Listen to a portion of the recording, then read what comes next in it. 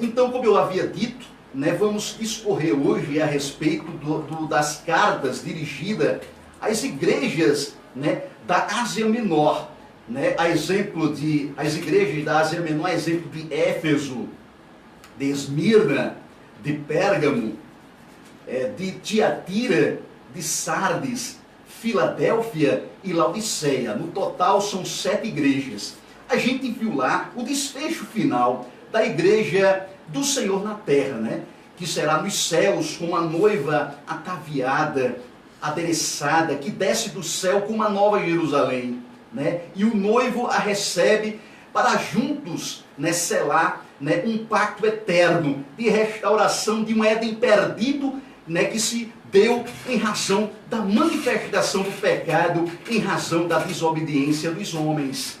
E Deus, ele restaura o plano da salvação através da crucificação de Cristo e sua ressurreição, fazendo com que nascesse a igreja do Cordeiro, né? Nascesse a igreja. E quando eu falo igreja, eu não falo da igreja denominacional, da igreja institucional, eu falo da igreja como corpo de Cristo, aquela que o tempo todo é revelado no Novo Testamento, nas epístolas de Paulo, nas epístolas de João e todas as demais cartas dirigidas às igrejas. Não a igreja particular, institucionalizada, mas a igreja como corpo de Cristo, né? Como corpo vivo de Cristo, formada pelos eleitos e eleitas, espalhados em todo o globo terrestre, seja aqui nas Américas, seja na Europa, seja na África, seja na Ásia, seja na Nova Zelândia, né, na Austrália, né, que é a Oceania, em toda parte onde houver um eleito. E esse número da Igreja de Cristo está cada vez mais pujante, crescente, né, evolutivo, porque a igreja ela vai crescendo em todas as partes, porque o número dos eleitos, eles precisam ser completados, conforme a gente já estudou aqui. São muitos chamados e poucos escolhidos. Infelizmente, né, pelo cumprimento bíblico, pela incredulidade dos homens, pela impureza dos homens, pela soberba dos homens, nem todos se salvarão, né? Nem todos se salvarão conforme o próprio manuscrito de Cristo, né, trazido aqui nas páginas da Bíblia Sagrada. Então vamos, sem mais delongas, né, começar aqui o estudo das cartas das igrejas do Apocalipse. No total eu disse a vocês que são 7. O primeiro século da Igreja de Cristo foi marcado por inúmeras perseguições. A priori, os cristãos não representavam nenhuma ameaça, né, para o Império Romano, que era um império vigente na época. Para vocês terem uma ideia, Roma era tão poderosa, né, que era comparado ao que é hoje os Estados Unidos para a nossa contemporaneidade. Além do mais, Roma tinha um poder armamentista, né, pois tinha o maior exército, né, do mundo na época, né? E os cristãos não representavam a priori, como eu disse, uma ameaça, né, para os planos do Império Romano. E eu falei para vocês que os cristãos, eles se multiplicavam, principalmente depois da descida do Espírito Santo, né, no evento chamado Pentecostes, que é 50 dias depois, né, da ressurreição de Cristo, uma festa comumente praticada no judaísmo, não é isso, seu Ivaldo? E era uma festa bastante visitada, né, pelas nacionalidades circunvizinhas à região da Palestina, né, de Jerusalém. E vinha muitas pessoas de fora e era como uma festa assim, né, muito conhecida. E naquele momento se deu, né, a descida do Espírito Santo. Inclusive, as pessoas que estavam naquele local, né, onde cultuavam a Deus, e ao receber a visita do Espírito Santo, foram tomadas de um grande poder celestial, que foram acusadas de estarem cheias de mosto, né, de estarem embriagadas. De tal forma que Pedro se levanta entre os tais e começa a pregar, e mais de 3.000 pessoas só naquele momento se rendem ao cristianismo. Então dali para frente começaram a crescer. E os romanos começaram a se assustar, né, com esse crescimento vertiginoso, né, geométrico, né, em progressão geométrica dos cristãos na época. E isso realmente levou um afunilamento e uma decisão por parte de alguns imperadores. Porque os imperadores romanos, eles se consideravam, né, como Domiciano, né, se considerava o próprio Deus, né, e ele queria ser adorado como Deus. Então ele viu os cristãos, como eu tenho dito, uma ameaça. E começa uma série de perseguições. A partir de Nero, né, Nero era um homem louco, foi um imperador romano, né, que tramou, né, e matou a própria mãe e familiares seus, tudo em nome de uma gana, né, de uma ganância pelo poder. Ele acusou os cristãos, né, de colocarem fogo em Roma, né, promovendo realmente aquele espetáculo macabro, né, que ele praticou naquela época, para justamente jogar na conta dos cristãos a culpa pelo aquele incêndio, né, que se deu em Roma. Então, dali para frente, os cristãos começaram a serem perseguidos. As perseguições, né, no primeiro século eram perseguições duríssimas, e nós já comentamos isso aqui. Cristãos eram queimados, eram colocados nas arenas, eram mortos pelas feras como leões, né, pelos gladiadores, eram colocados como verdadeiras tochas humanas, porque eram queimados, e as pessoas repudiavam os cristãos, né, davam gargalhadas e servia aquele espetáculo, entre aspas, de dor humana, né, para a diversão das pessoas naquela época, segundo os historiadores. Então foi um período de extrema perseguição. Então, de tal modo que João, ele como último apóstolo, né, naquela época, inclusive João, ele não passou pelos martírios, né, de Paulo, por exemplo, que foi perseguido e esteve na Ásia, né, levando o evangelho, porque Paulo foi aquele que ousou, né, a romper os muros de Jerusalém e avançar com o evangelho de Cristo para outras partes, inclusive, né, na própria Ásia. Ele esteve em Éfeso, ele esteve em toda essa região aqui das cartas dirigidas às igrejas da Ásia. Mas João foi aquele que foi exilado por conta do evangelho que ele defendia. Ele foi exilado numa ilha distante chamada Patmos, conforme aqui nos primeiros versículos do Apocalipse é apresentado, para que pudesse calar a voz do evangelho através de João. Então era uma forma de tentar conter, mas era pior. Quanto mais eles faziam isso, mais o evangelho ele crescia, mais os cristãos, né, se fortaleciam e mais adeptos se rendiam à mensagem do evangelho. Então não teve jeito. Chega uma hora que, através dos imperadores, Roma se rende, né, o crescimento do evangelho de Cristo, né, e junta, né, numa bandeira só, através de Constantino, mais precisamente, né, quando ele inaugura Constantinopla e incorpora, né, o Império Romano dentro do cristianismo. Mas eu não quero adentrar muito nisso para não me distanciar, porque nós queremos falar da igreja que ficou para a posteridade, a igreja que chegou no mundo ocidental, não é isso? Porque se somos hoje corpo de Cristo, igreja de Cristo, é porque a igreja conseguiu romper os muros, como eu disse, de Jerusalém e avançasse para o ocidente, né? Chegasse até as localidades e chegasse, obviamente, aos nossos dias.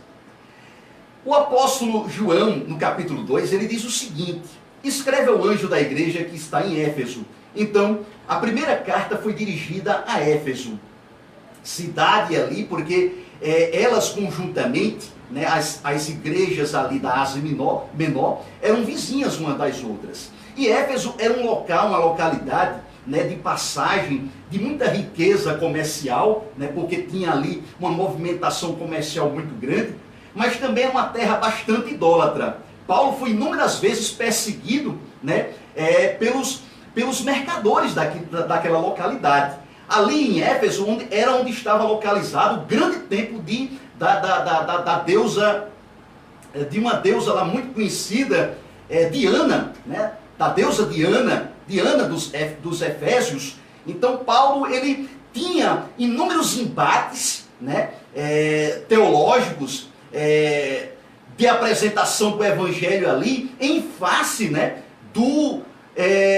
de tudo que era pregado em desfavor do evangelho de Cristo. Então Paulo, ele sofreu grande resistência naquele lugar, né? Então Éfeso, para a penetração do evangelho, né, foi um obstáculo vencido, quase que imponente, mas vencido, e a igreja começa a trilhar seus passos por ali, para que se chegasse, como eu disse, no Ocidente.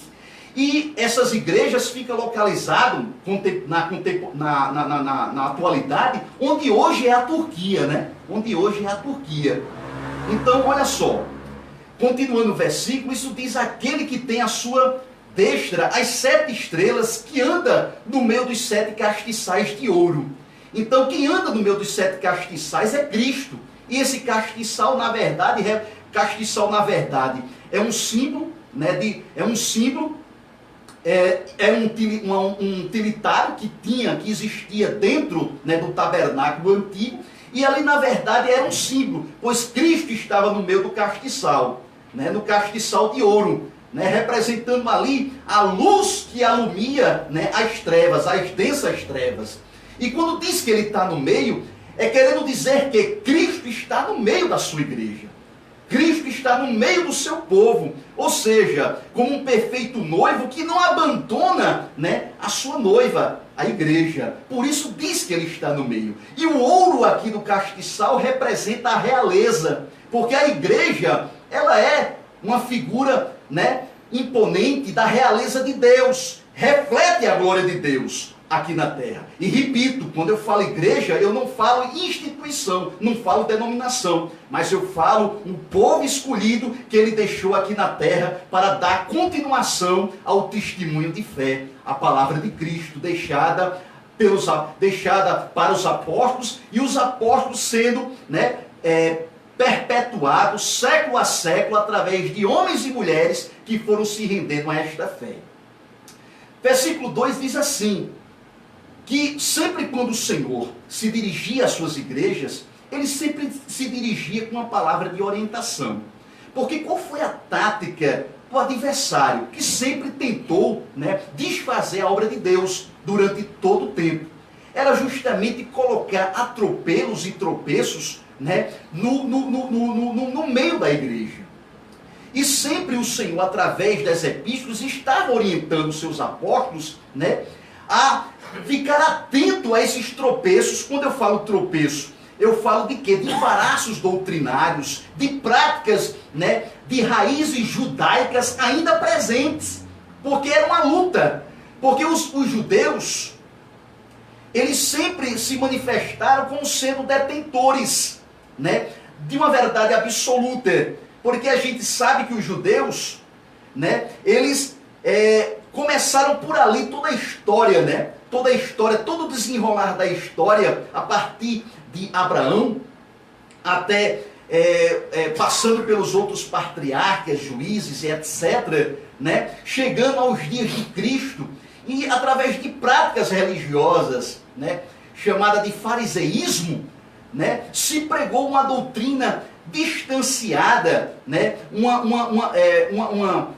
uma menção religiosa distanciada dos verdadeiros ensinamentos de Cristo, né? Que circulava em torno do amor ao próximo, por exemplo, porque eles praticavam a religiosidade, né? Mas se afastavam do verdadeiro amor por Jesus quando aqui esteve, porque Jesus veio trazer salvação a todos. E os gentios, como eram chamados, aqueles que não eram judeus, né, não eram dignos, né, de receber a salvação. E eles lá, os judeus, não receberam o Messias, né, como Cristo, como Filho de Deus, como aquele que haveria de vir, né, para libertá-los da opressão do inimigo. Porque eles esperavam, né, um governo humano, a instalação de um governo humano poderoso, assim como foi o reinado de Davi. Mas o reino de Cristo não é deste mundo. A riqueza que Cristo veio trazer não é a corrupção deste mundo. Não é as coisas terrenas mas as coisas do alto, as coisas de cima. Então Cristo, ele veio justamente pregar um reino, e aparentemente aos olhos, as pessoas não deram crédito e passaram a perseguir Jesus, né, por conta deste reino que ele veio trazer. Né? Ele se intitulando como Filho de Deus, se denominando como Filho de Deus, e as pessoas não deram crédito ao Evangelho, porque ele se mostrou como tal, como Filho do Altíssimo, como aquele que veio trazer a salvação. Então as pessoas rejeitaram, os judeus rejeitaram essa mensagem do Evangelho. Então, essas raízes judaicas estavam muito presentes ainda dentro da igreja. Né? E Paulo disse o tempo todo, né, que toda a lei foi cumprida por Jesus Cristo. Né? Que os rigores da religiosidade judaica, mosaica, né, já não representavam o motivo da salvação. A salvação agora se resumia na crença em Cristo, crer nas palavras de Cristo. Então Cristo agora era a porta única, por excelência, absoluta, que levava e leva até Deus. E isso sofreu muita resistência ao longo dos tempos. Então as igrejas de Éfeso e etc., da Ásia, passou a sofrer resistências por causa justamente dessa raiz, né, do judaísmo ainda dentro da própria congregação, que o próprio João, né, os considera como sinagoga de Satanás. E a gente vai ver entre as cartas essa menção, a menção disso entre as cartas. Aqui no versículo 2, do capítulo 2 de Apocalipse, diz o seguinte: eu sei as tuas obras, e o teu trabalho, e a paciência, isso falando para os irmãos de Éfeso naquela época, e que não podes sofrer os maus, e puseste à prova os que dizem apóstolos, e não são, e tu os achastes mentirosos. Então veja aí o tempo todo a manifestação de falsos apóstolos, né, de menção de palavras mentirosas, tentando contaminar a saúde, né, entre aspas, da igreja de Cristo naquela época lá, com palavras mentirosas, com apóstolos, né, se intitulando assim, né, mas trazendo falsidade, né, nas palavras que trazia. E em virtude disso, né, o Senhor exortava todo o povo ali para que tivesse paciência e que fosse resiliente e vencesse esse obstáculo que vez por outra era acometido dentro da congregação.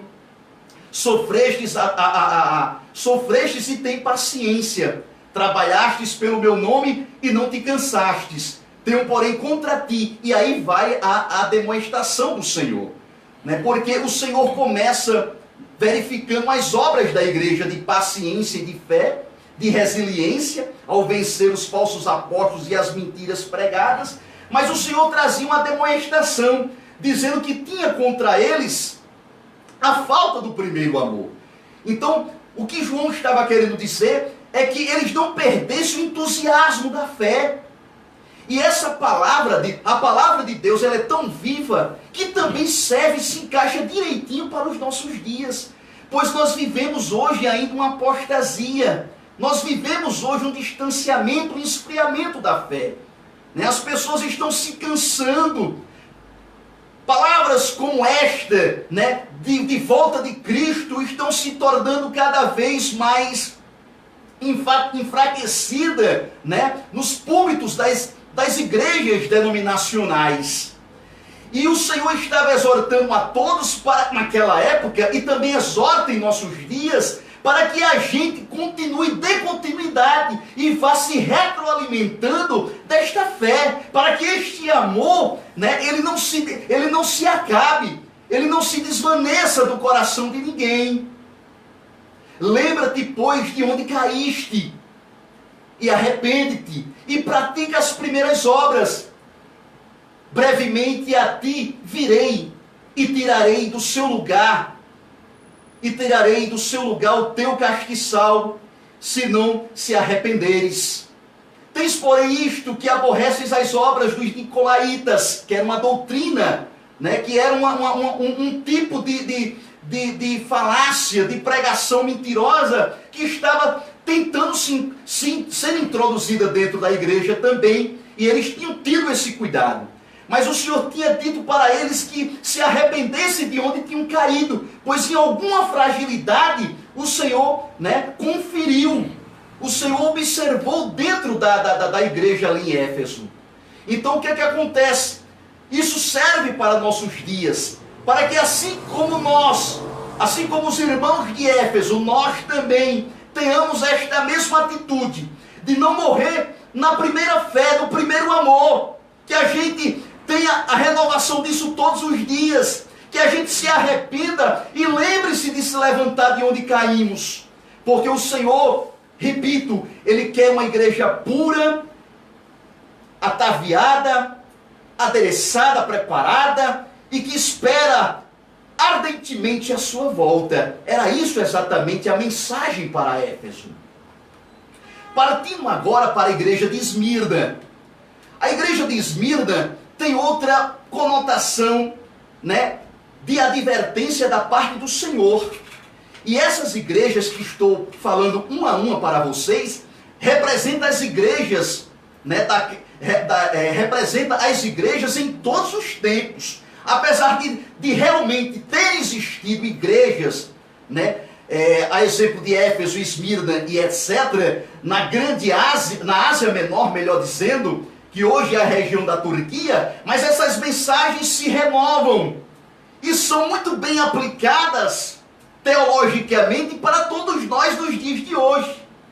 E veja só o teor da mensagem de Esmirna. E o anjo da igreja que está em Esmirna escreve: isto diz o primeiro e o último. Quer dizer, Cristo, né, ele como o autor da fé, ele estava no princípio e também estará no final de tudo. Aquele que foi morto e reviveu, aquele que passou pela morte e ressuscitou. Eu sei também as tuas obras, dizendo para Esmirna. Isso Deus diz, isso o Espírito Santo faz com que João escreva o tempo todo, porque o Senhor sempre está de olho nas nossas obras. E isso vale para nós em nossos dias. Deus, Ele sabe da obra praticada por cada um de nós. Ele sabe exatamente o nosso pensamento, o nosso trilhar diário. Ele sabe exatamente o que fizemos ontem, que estamos fazendo agora e o que faremos amanhã. E, portanto, Ele sabe as nossas obras e seremos julgados pelas nossas próprias obras. Mas és rico. Eu sei a tribulação, eu sei as tuas obras e a tribulação e a pobreza, mas tu és rico. Blasfêmia dos que dizem serem judeus e não são, mas são da sinagoga de Satanás, como eu tinha dito a vocês. O que é que o Senhor está querendo dizer aqui, através de sua palavra? Que o Senhor sabe a resistência deles também, que venceram as falsas doutrinas, que eles não têm lá muita riqueza, não têm lá muito poder econômico, mas eles são ricos porque eles têm a verdadeira riqueza que está nos céus. Essa é a mensagem para Esmirna, que ela não é rica em termos físicos, em termos de ouro e de prata desta terra, mas ela tem a principal riqueza, o principal tesouro que é nos céus. Nada tens, não temas as coisas que há de padecer, eis que o diabo lançará algum de vós em prisão. Era o que estava acontecendo naquele contexto. Muitos iam ser perseguidos, porque Satanás, usando os governos daquela época, passaria a persegui-los, mas que eles não temessem, que ficassem firmes na fé, porque eles estavam, com certeza, amontoando um galardão dos céus. A tribulação pelas quais eles iriam passar não seriam capazes de apagar deles a esperança viva e eterna nos céus. E que o homem pode até ter poder de matar a carne, mas não tem poder, né, de matar o que está dentro deles. A fé no Cordeiro. De um dia, né, o Senhor trazê-los de volta à vida, ressuscitando eles num corpo glorioso, para eternamente reinar com o Senhor. Então essa é a principal mensagem para Esmirna. para os nossos dias também. Tu és pobre aqui na terra, mas tu és rico nos céus. Na terceira carta é dirigida a Pérgamo, e o anjo da igreja que está em Pérgamo escreve: diz aquele que tem espada aguda dos 2 fios, e a espada aqui é um símbolo, a espada é a palavra, a espada de 2 gumes. Ou seja, o próprio Senhor estava, dirigindo para eles, com a sua palavra. Eu sei as tuas obras. Veja que é uma retórica repetitiva nas cartas dirigidas às igrejas. Deus sempre fazendo menção das obras de cada igreja, que é cada um de nós. Deus, ele sabe exatamente o que nós praticamos, seja de ação, de comissão, seja também de omissão. Então nós responderemos pelaquilo que nós fazemos e por aquilo que também deixamos de fazer. O Senhor está de olho nos frutos que nós produzimos. Então olha só, que habitas o trono de Satanás, ou seja, eles estavam dando lugar às vaidades, o trono de Satanás estava plantado lá. Aí você pode dizer, isso é um absurdo dentro da igreja? Sim, é isso até hoje, nos dias atuais. Pessoas têm se permitido a se entregar e se embriagar, com as ideologias erradas, pelas falsidades, e acabam se permitindo plantar dentro da igreja física, institucional, denominacional, o próprio trono de Satanás, quando se desviam e deixam de praticar aquilo que está colocado nas Escrituras. Porque a Bíblia diz o seguinte: aquilo que não está praticado dentro da palavra é de procedência maligna. Então, quando você se permite a isso, inclusive lá na carta de Paulo aos Efésios diz assim: não deis lugar ao diabo. Então, se a Bíblia diz que não deis lugar ao diabo, é porque se você vacilar, ele é capaz de penetrar e fazer ali destruições, fazer ali desmantelos. Porque o inimigo veio, o adversário Satanás veio para roubar, matar e destruir. Então, ele está o tempo todo, como a gente sempre tem dito, na espreita, ao derredor, buscando a quem possa tragar. Então o Senhor está os advertindo, para que não permita mais que o trono de Satanás ali estivesse presente, trazido ali certamente por falsos apóstolos, doutrinas mentirosas, a exemplo dos nicolaítas, das raízes judaicas, que estavam mais para fariseus, do que para cristãos autênticos e verdadeiros. Mas umas coisas tenho contra ti, porque tens lá os que praticam a doutrina de Balaão, o qual ensinava Balaque a lançar tropeços diante dos filhos de Israel, para que comessem dos sacrifícios da idolatria e se prostituíssem. Então a gente vê aqui na igreja de Pérgamo, a prática ainda de idolatrias, a aceitação de sacrifícios voltados para deuses.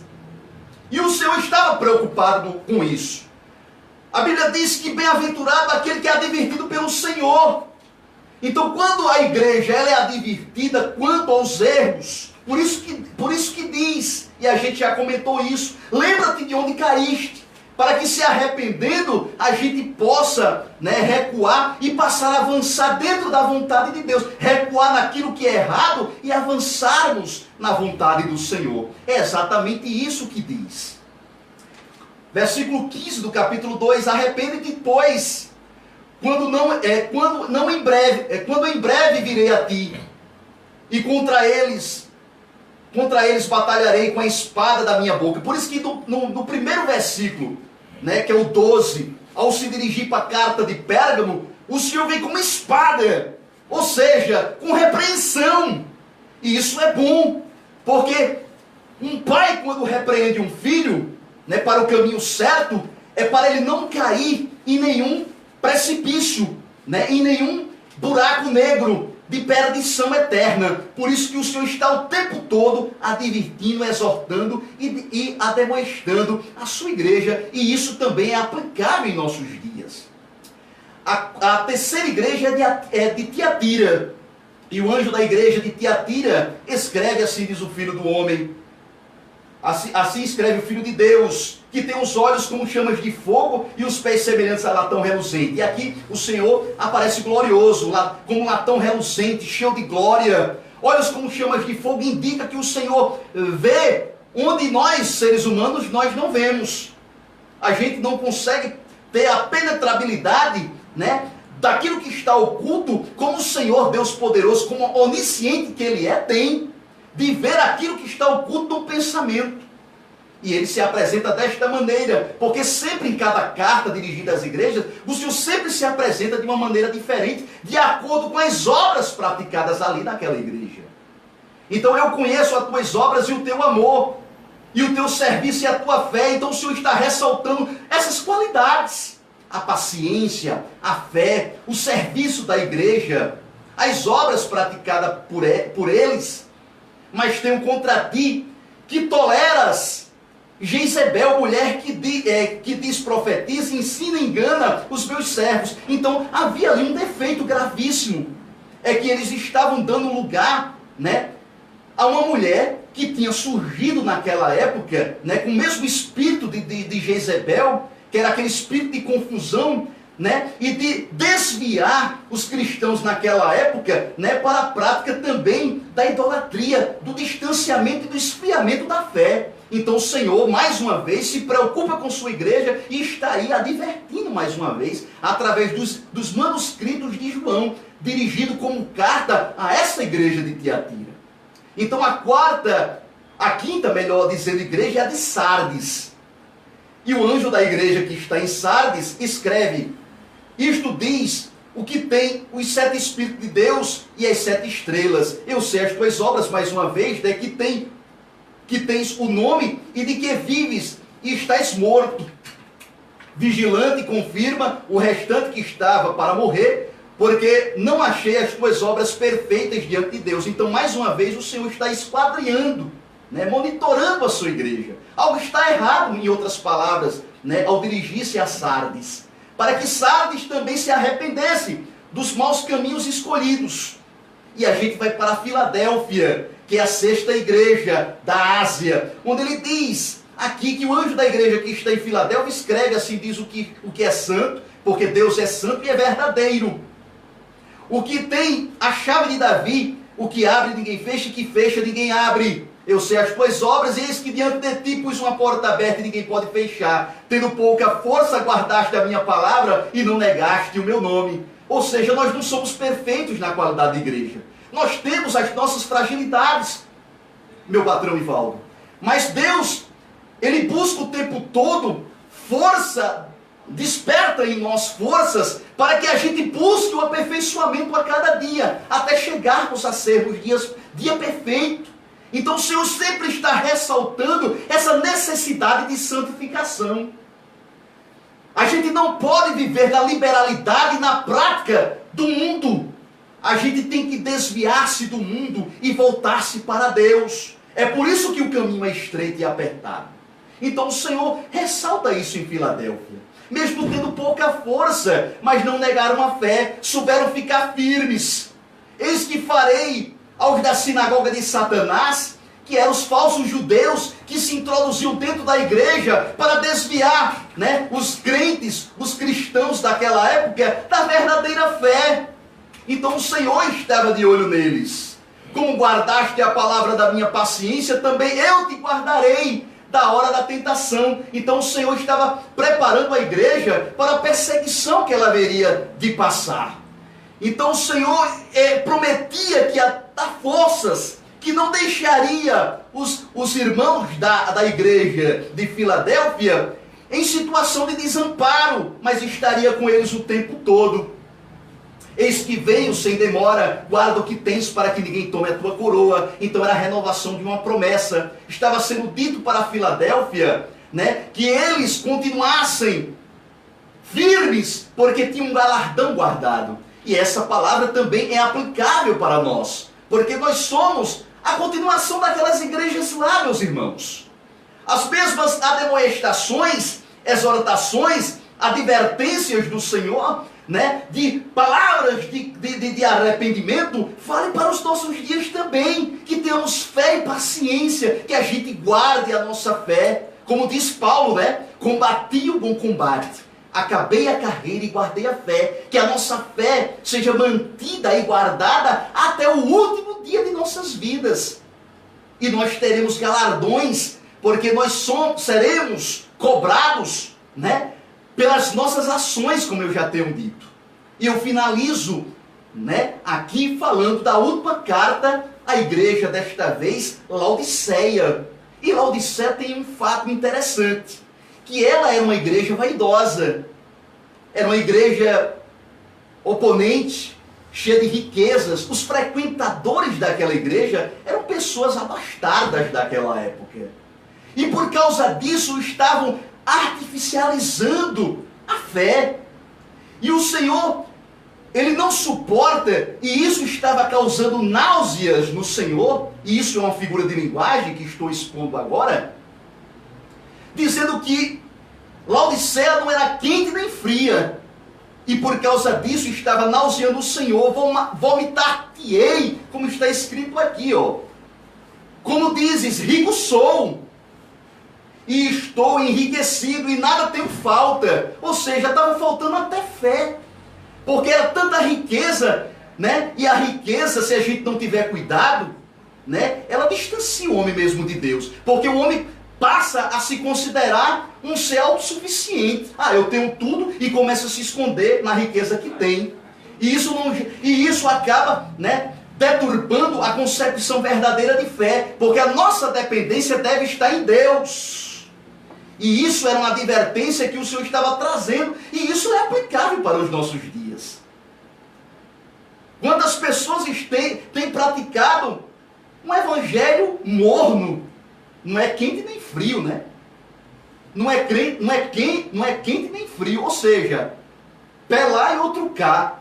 Diz servir a Cristo, né? Mas tem uma vida ainda duvidosa, ainda mente, ainda é impuro, ainda pratica, né, prostituições, adultério, e está lá na igreja. E o Senhor está de olho em cristãos assim. Mas o Senhor diz para esses cristãos: arrepende-te. Então essa era a mensagem para Laodiceia. Que sejamos crentes fervorosos, autênticos. Que a mensagem seja como aquela levada até Sardes. Tu és pobre, mas a riqueza que você tem está nos céus. Você é rica. E não como Laodiceia, és rica fisicamente, mas a fé que vocês têm professado é uma fé frágil, duvidosa. É uma fé tímida. E os tímidos, diz o Senhor, né, que não herdarão o novo céu e a nova terra. Então, com isso, a gente conclui